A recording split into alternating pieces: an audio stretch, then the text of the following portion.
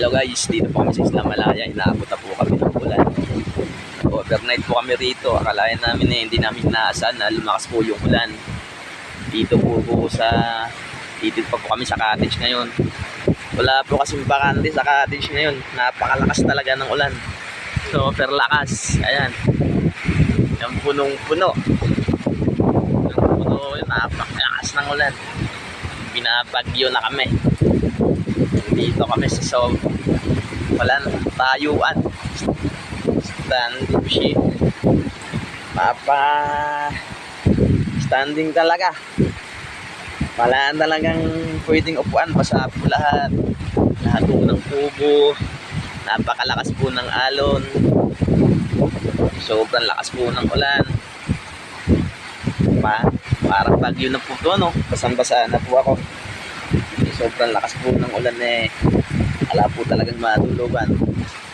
Tayuan po rito talaga. Hanggang unapot na kami rito yata ng maga. Ang oras po yata ngayon nasa po 25 dito po sa Isla Malaya. Napakaganda po ng resort po nila rito. Kung gusto nyo po maligo rito, search nyo lang po sila sa YouTube channel nila. Dito po matatagpuan po yan sa Dingalan, Aurora. Punta pong Umiray. Kailangan po rito kung gusto nyo pong magpa-reserve po ng cottage, no, kailangan umaga, i-PM nyo pa agad po sa YouTube channel ko para masasip po kayo rito. Ito po yung napakagandang liguan, napakalinis po ng dagat, napaka-pino po yung mga buhangin, ano. Ang ganda ng tanawin, napakalakas. Sa ngayon po talaga sobrang lakas ng ulan. Ayan po talaga.